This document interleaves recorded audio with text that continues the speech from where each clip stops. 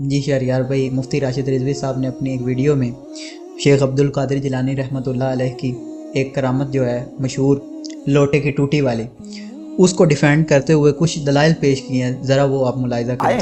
تو جب ان کے پاس پہنچے تو ان کا ایک جو غلام تھا اس نے لوٹا جو رکھا تو لوٹے کی ٹوٹی قبلہ کی طرف نہیں کی۔ یہ بات یاد رکھیں کہ یہ صالحین کا طریقہ ہے، بلکہ صحابہ اکرام رضی اللہ تعالیٰ عنہم سے بھی یہ بات ثابت ہے کہ وہ ہر چیز کا رخ قبلہ کی طرف کر دیتے تھے۔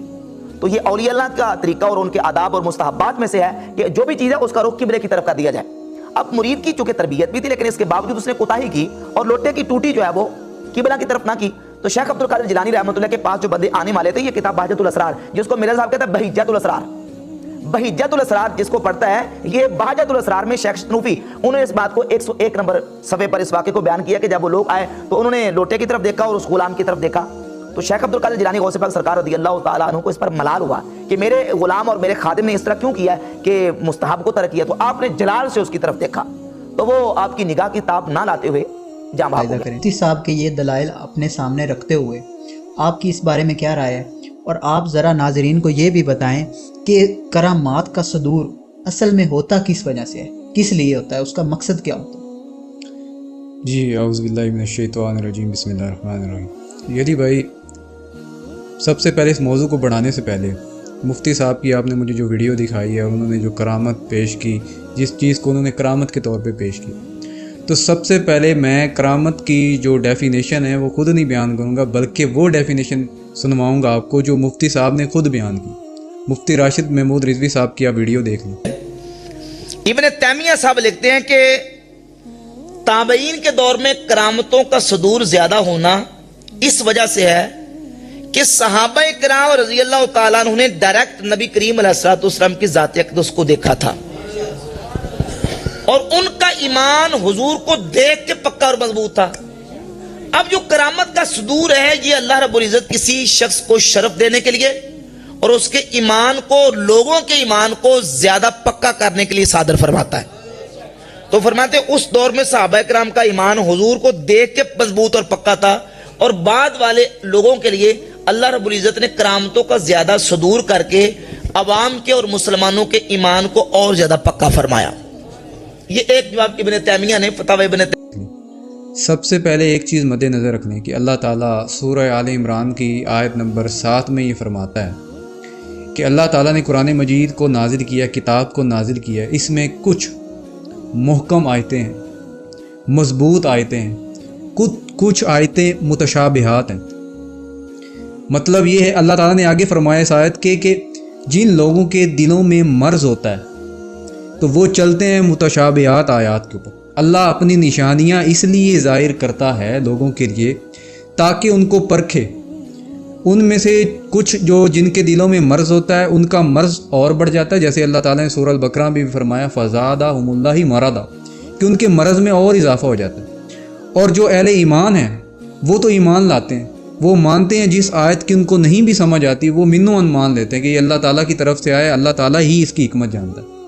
اللہ تعالیٰ کی آیات، نشانیاں، خواہ قرآن مجید کی شکل میں ہوں، یہ نشانی ہے، خواہ آسمانی دنیا میں کوئی نشانی ہو، انبیاء کے ہاتھ سے صدور ہوں یا اولیاء کے ہاتھوں سے کوئی کرامت ظاہر ہو۔ اصل میں چیز یہ ہے کہ کرامت کوئی قانون نہیں ہے کہ جس کو چاہے جو کر لے۔ کرامت اللہ تعالیٰ کی طرف سے بھیجی ہوئی ایک نشانی ہوتی ہے، وہ نبی کو دے، ولی کو دے، نبی کو دے تو وہ معجزہ بن جاتا ہے، اور ولی کو دے تو کرامت بن جاتی ہے۔ اب مفتی صاحب نے یہ بیان کی، سب سے پہلے یہ واقعہ آپ دیکھیں، اس واقعے میں یہ کہاں سے کرامت ثابت ہو رہی؟ یہ تو سیدھا سیدھا قتل ہے، اور پھر اس کو انہوں نے ریلیٹ کیا ہے موسیٰ علیہ الصلوۃ والسلام کے قتل کے ساتھ۔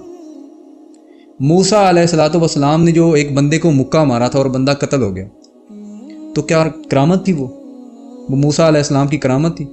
اگر وہ موسیٰ علیہ السلام کی کرامت یا نشانی ہوتی تو موسیٰ علیہ السلام جو مدین کی طرف گئے تھے دوڑ کے، جب فرعون نے یہ کہہ دیا تھا، قرآن مجید میں یہ لکھا ہوا ہے کہ موسیٰ علیہ السلام کو پکڑو اور ان کو قتل کا مقدمہ ان کے پر درج ہو گیا، تو موسیٰ علیہ السلام ادھر سے بھاگ گئے تھے، چلے گئے تھے، تو حضرت غالباً شعیب علیہ السلام کی بیٹی کے ساتھ ان کا نکاح ہوا، لاوی قبیلے کے۔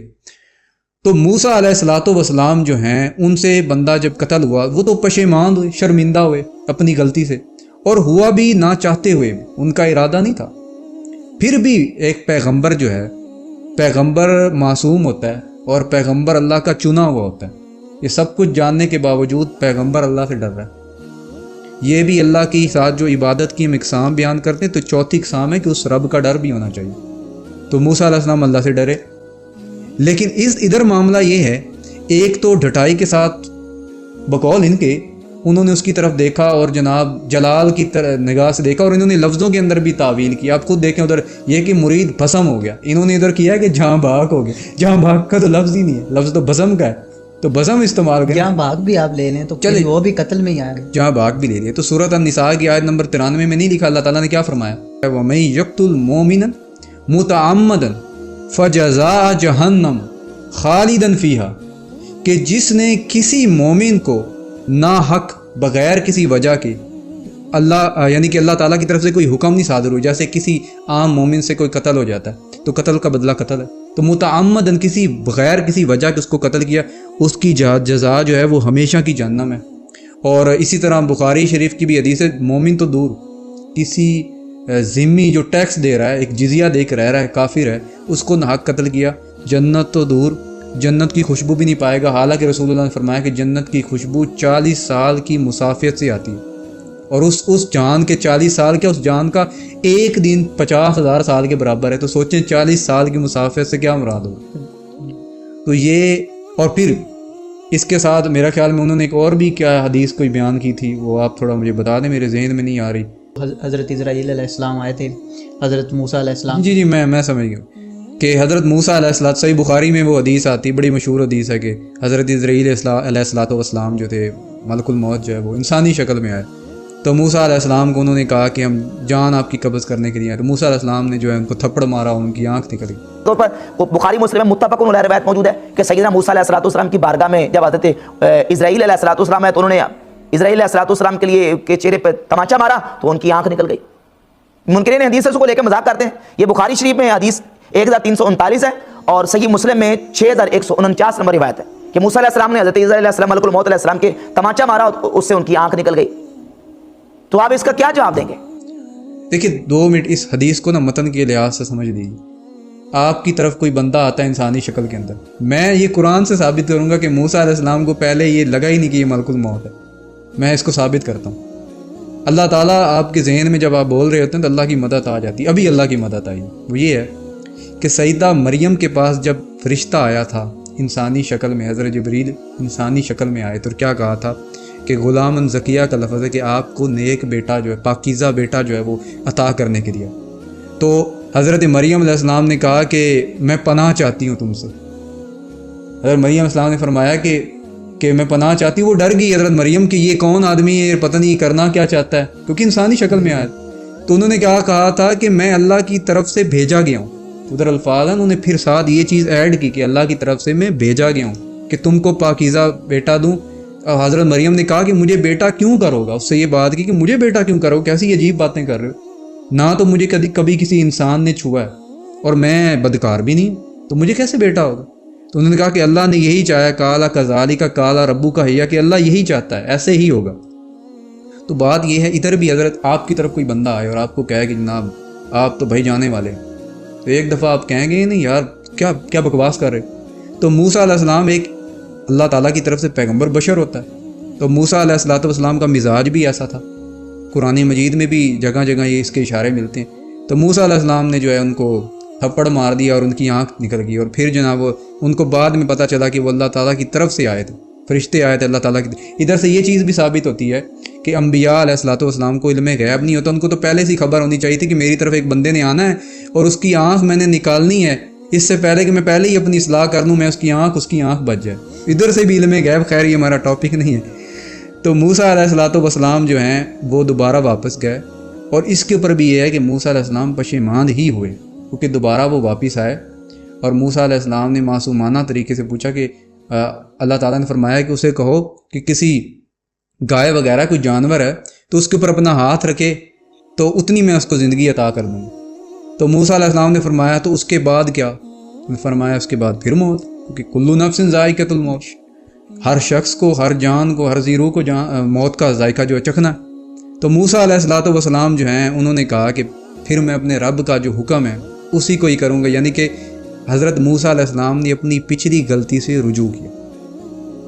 دیکھیے توبہ کا کیا معنی ہے کہ ایک تو تابہ و اصلاح، توبہ کرو اور اپنی اصلاح کرو. موسیٰ علیہ السلام نے رجوع کیا اور اپنی اصلاح کی کہ میں اپنے رب کی طرف جانے کو پسند کرتا ہوں. تو موسیٰ علیہ السلام نے اصلاح کی، رہ گئی بات آنکھ کی، تو اللہ تعالیٰ اسرائیل علیہ السلام، اللہ تعالیٰ قادر ہے کہ ان کو دوبارہ آنکھ دے دے بے شک. اور اسرائیل علیہ السلام جو ہے یہ موسیٰ علیہ السلام سے جو ہوئی، اور موسیٰ علیہ السلام نے اپنی غلطی کی اصلاح کی. تو انبیاء معصوم ہوتے ہیں، معصوم عن الخطا ہوتے ہیں، تو اللہ تعالیٰ نے معاف کیا. مجھے بتائیے کہ شیخ عبد القادر جیلانی نے کہاں توبہ کی اور کہاں اللہ تعالیٰ نے ان کو معاف کیا؟ قرآن حدیث میں اس کا کوئی ایک حوالہ مجھے بتا نہیں. تو پھر یہ ہے کہ انہوں نے ایک مومن کا قتل کیا. اس میں میں ایک اور بات ایڈ کرنا چاہتا ہوں کہ موسیٰ علیہ السلام نے جس بندے کو مکہ مار کے قتل کیا تھا وہ بندہ کون تھا؟ اور جو لوٹا لے کے اور لوٹے کی ٹوٹی جس نے قبلہ رخ نہیں کی، پہلے تو بات یہ کون سا دین ہے یہ قبلے کے اندر رخ کرنا لوٹا؟ وہ بندہ علی بھائی مجھے یہ بتائیں کہ وہ بندہ کافر تھا کہ مومن تھا؟ مسلمان اور مرید تھا. اور مرید جو ہے وہ یہ کہتے ہیں کہ عبد القادر جیلانی جو ہیں وہ تب تک جنت میں نہیں جائیں گے جب تک مرید کو جو ہے وہ ساتھ نہ لے. ادھر مرید کو دنیا میں ہی جلا دیا. تو بھائی ایسے شیخ سے بچ جائیں جو دنیا میں جو ہے، میں تو نہیں کہتا انہوں نے کی، لیکن یہ کہہ رہے ہیں تو جو دنیا میں بھسم کر رہا ہے، جہاں بھاگ کروا رہا ہے، وہ آخرت میں بھی مروائے گا. اللہ کے ساتھ جڑ جائیے. مفتی صاحب نے خود ہی کرامت کی تعریف بھی بیان کی، جو ابھی ویڈیو آپ نے ملاحظہ کی. جی. اس میں انہوں نے کہا کہ جو کرامات کا صدور ہوتا ہے وہ اس لیے ہوتا ہے کہ لوگوں کا ایمان جو جب کچا ہو جائے، کم ہو جائے، یا اس میں شک و شبہات پیدا ہو جائیں، تو اللہ تعالیٰ کرامت کا صدور کرتا ہے تاکہ لوگوں کے ایمان پکے ہو جائیں. تو اب مجھے شہریار بھائی بتائیں کہ اس میں کیا کرامت تھی یہ لوٹے کی ٹوٹی والی، کہ اس سے کون سا ایمان پکا ہو رہا ہے لوگوں کا؟ اس میں تو بیچارے کا ایمان کیا، اس کو بیچارے کو توبہ کا بھی موقع نہیں ملا کہ اس بیچارے کو ایک جلال دکھاتے، ایک نشانی دکھاتے تاکہ وہ ڈر جاتا کہ آئندہ میں نے لوٹے کی ٹوٹی. اس بیچارے کو تو توبہ کا موقع بھی نہیں ملا، اصلاح کا بھی موقع نہیں ملا، اور اس کی چلی گئی. اور اس واقعے سے، یہ جو واقعہ ہوا ہے اس سے بھائی انہوں نے مریدوں کو ڈرایا کہ مرید جو ہے نا وہ یہ نشانی دیکھ کے نا وہ قبلے کی طرف ٹوٹی کر دیں. مجھے تو یہ سمجھ آ رہی ہے اس سے مجھے کوئی اب میرا ایمان تازہ نہیں ہوگا، میرا اللہ کے ساتھ کوئی خوف نہیں بن رہا، نہ میرے منہ سے سبحان اللہ نکل رہا. میں تو ذاتی طور پہ یہ کہہ رہا ہوں. تو میری ایک رائے ہے. باقی اگر کسی کا اس قتل کو، یہ جو واقعہ ہوا ہے یہ دیکھ کے کسی کا ایمان تازہ ہوتا ہے تو پھر میں تو اس کے عقل کے اوپر ماتم کرنی چاہیے.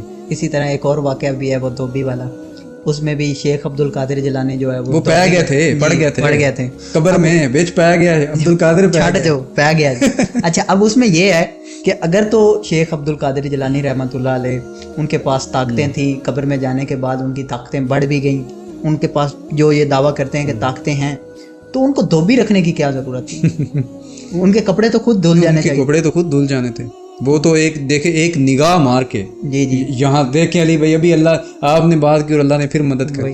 جو بندہ نگاہ مار کے دلوں کے حال جان لیتا، وہ نگاہ مار کے، یار کپڑے تو دور، وہ نگاہ مار کے نیا کپڑا کیوں نہیں بنا سکتا؟ تو بھی رکھا ہوا تھا.